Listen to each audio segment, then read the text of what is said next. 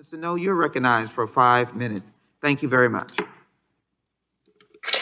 Thank you, Chairwoman Jackson Lee, Ranking Member Biggs, and members of the committee. Being a journalist from Portland, Oregon, I know domestic terrorism well. Since 2016, I've witnessed how violent extremists from Antifa and others have made political violence on the streets of my home city banal. Local politicians turned a blind eye to the violence because they believed the extremism was a justified response to the surprise election win of Donald Trump. Local fellow journalists did the same in downplaying Antifa's violent extremism. Today, I ask that you don't do the same. From 2016 through 2019, Portland and the surrounding area suffered dozens of violent protests, mass street brawls, and riots that resulted in serious bodily injuries, arson attacks, and property destruction. By 2020, Antifa exploited the anger around the death of George Floyd and others to launch an unprecedented attempted insurrection in Portland.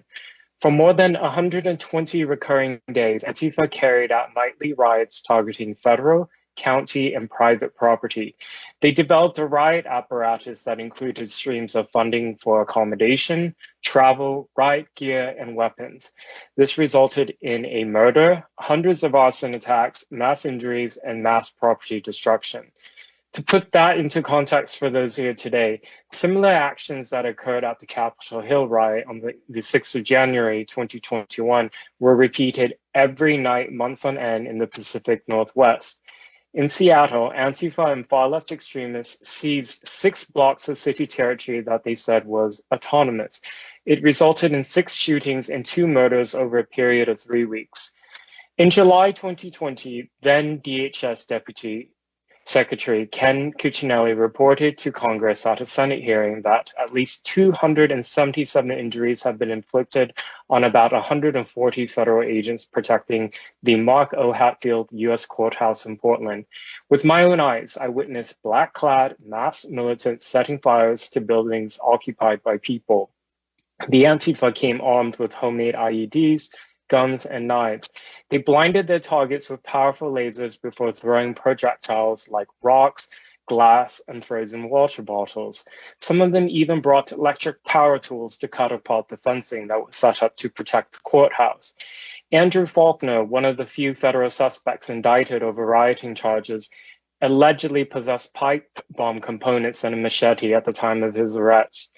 The following month, a self-described Antifa member hunted down a Trump supporter in downtown, is shot and dead point blank before fleeing out of state and being killed by federal authorities the following week. He left behind a trail of posts on his social media indicating his desire for an armed conflict with the state, which he viewed as fascist.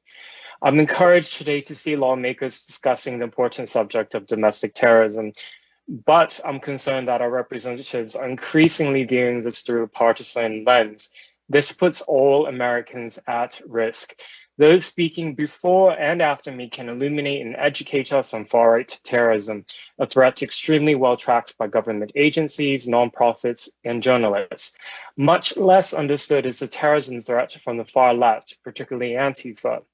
Far-left terrorism isn't new in the US. It has a long history in the second half of the 20th century, where groups like the Weather Underground, the Black Liberation Army, and the May 19 Communist Organization carried out bombings, robberies, and jailbreaks in the name of anti-racism.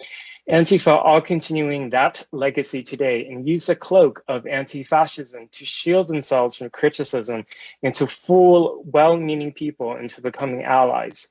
In September 2020, FBI Director Chris Wray told lawmakers that Antifa is real and that the FBI investigates the threat coming from violent anarchist extremists who identify with Antifa. We should heed his warnings. Domestic terrorism is not partisan. Both the far left and the far right seek to delegitimize and destabilize the republic. Thank you, and I look forward to your questions. Time has expired. Thank you so very much. Mr. No, 2 of the witnesses testifying today did not even mention Antifa in their written testimony, which is shocking, actually, given the amount of violence that Antifa has wrought over the past several years. Mr. No, if we don't talk about Antifa, is Antifa going away?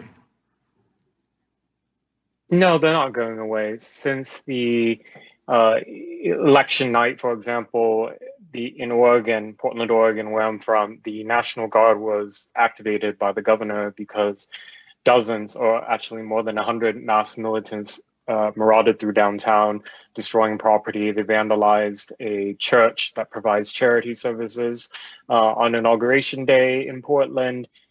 This perception that they only attacked things on the right is wrong. They attack anything that they view as American, so that includes democratic institutions, buildings that represent the rule of law, yeah. Okay. So, and Mr. No, one of your co-panelists has said of Antifa that, quote, though often violent, they do not yet use terrorist tactics or acts, close quote. Based on what you've seen firsthand, do you agree with that statement? So I think the issue with the lack of understanding of Antifa's violence comes from the fact that there's not a lot of mainstream media coverage of it.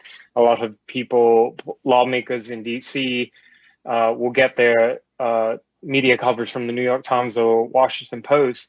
And sometimes those publications will send parachute journalists into the Pacific Northwest, but by and large, they don't have somebody on the ground every day as the riots were breaking out, let's say in Portland, or when Chaz, the autonomous zone in Seattle. And this is areas where people were bringing with them homemade explosives in their backpacks and distributing them to others to throw at the federal courthouse, bringing in electric tools to cut into the fence so that they could set the building on fire. They did set the exterior on fire multiple times.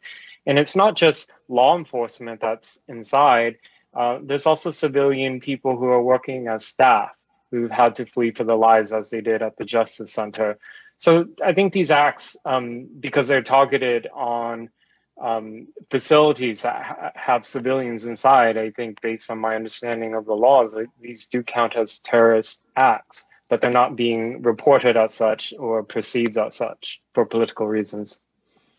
And one of your co-panelists has also said that Antifa's organizing principle is to confront the alt-right. Do you agree with that statement? And can you please explain?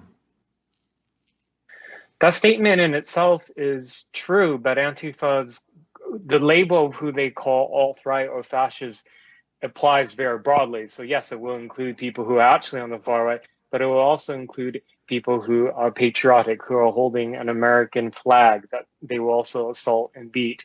Any and all law enforcement, anybody who defends the institutions of this country, they view as people who are fascistic in one way or another. I mean, if you dive into their ideology, you look at the literature that they disseminate at their protests and riots and when they establish autonomous zones, you'll see that they're calling for the overthrow of the American government. So this whole label of anti-fascist that they're using is just essentially marketing and branding to mask what is a very extremist, radical agenda to destabilize the republic. Another comment that was tweeted out by one of your co-panelists said, quote, there are no laws defining domestic terrorism in the USA, close quote. Is that correct, Mr. No? Are there no laws defining domestic terrorism in the US? There are laws on the book. I think the problem right now is that the investigators are being pressured one way or another to pursue things for political reasons.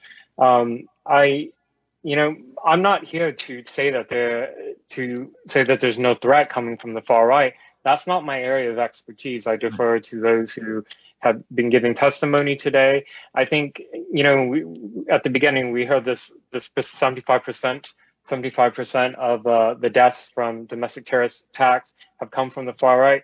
Well, does that mean that the other 25% doesn't deserve attention? I don't think so. It's about keeping all Americans safe, and that includes investigating all extremist ideologies.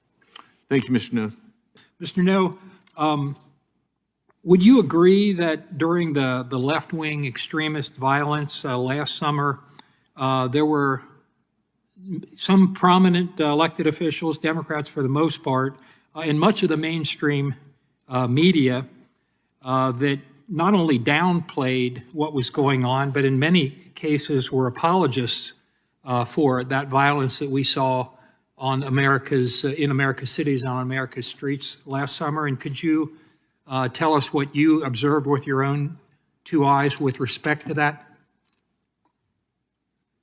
Thank you for the question. Yes, so the violence that occurred in Portland, which I know best, resulted in hundreds of injuries to federal and local law enforcement. And I was shocked to see that the response from the local city council to the mayor and the senators and the governor were to describe those officers as an occupying force, as Trump's Gestapo, as secret police. That type of rhetoric extremely inflamed the situation and brought in and encouraged other well-meaning protesters to come in, which unfortunately those people were then exploited and used as human shields. So at the riots, particularly in July, when rioters in Antifa and other extremist groups were trying to burn down the federal courthouse, they actually had the peaceful protesters up at the front. So the wall of moms, wall of vets, and wall of dads. They put these people at the very front so that law enforcement would be slow or hesitant to use tear gas or crowd control. And then from the back, the rioters had a whole brigade of people using really powerful lasers that can cause permanent eye damage. They would center it on their targets and then throw glass, rocks, concrete, and other projectiles to injure these officers. And the response over and over from the media was to call these protests mostly peaceful, to the point it became a meme. It seemed like they were living in an alternate reality and not witnessing what was happening and not seeing the actual injuries that were occurring. But I think the most egregious acts that were done in the later months as the riots went on in Portland was the targeting of police stations by rioters who set fires to these facilities when police officers were inside doing work and when civilian staff were doing work inside. And again, this did not get the condemnation that it needed.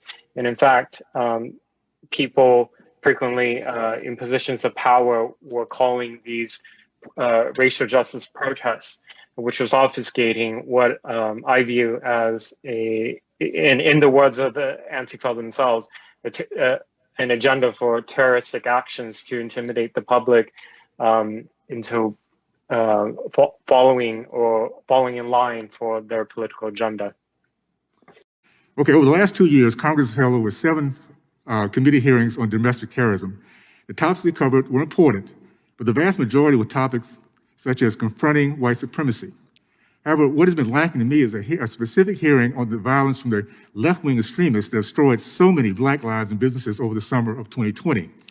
At least 25 people were killed, murdered last summer as a result of left-wing violence that was called, in many times, peaceful protests. The estimate is over $2 billion of damage that caused looting and other criminal behavior. The horrible riots occurred in inner cities, Minneapolis, Milwaukee, Philadelphia, Chicago, and earlier, a couple years ago, Ferguson and Baltimore. Some of the greatest casualties of these violent riots have always been minority businesses, inner cities that are mostly restored forever. By the way, we do condone all violence, and that's been the message we've been given across the board. It doesn't matter which side it is, hard left or hard right. When people are put into misery, that are being bullied, we should all stand against it immediately, not months later. Mr. No, in light of the damage done by the violent protests last summer, where is the damage to inner city and minority businesses, communities trying to find the American way, trying to make a living? Where has this damage been mostly done, Mr. No? So in Portland, there's one example that stands out a lot. There was a Black-owned cafe, Heroes Cafe in Southwest Portland. And the business has photographs of first responders and law enforcement, and some of the proceeds are donated to some pro-law enforcement organizations. That business got put on a list by one of the Antifa groups in Portland. And then after the statue of Abraham Lincoln was toppled last autumn, that same night, somebody shot through this business several times, and someone using a melee weapon smashed up some windows. So this is like the real on the ground damage of what the campaign of terrorism does. And they do it in an organized manner under groups on Twitter, on social media. And, you know, we've been naming anecdotes left and right of mass shootings and killings that have happened in the US perpetrated by the far right. I just want to set for the record that after in August of 2019, after the shooting in El Paso, Texas, in Dayton, Ohio, there was a far left extremist who killed 9 people and injured 27 others. In his social media before it was taken down, he showed his affiliation for Antifa. Somebody had recognized him when he had gone to Antifa protests previously. In January, the FBI recently arrested a suspect in Florida who had gone to Syria, and on his social media has a long history of posts in support of espousing support for Antifa. So I hope that, you know, with lawmakers, we can entrust you to move beyond the which side is worse than the other and start talking about how do we come up with laws to keep all Chairman's Americans time safe. has expired. Thank you. I yield back. Thank you.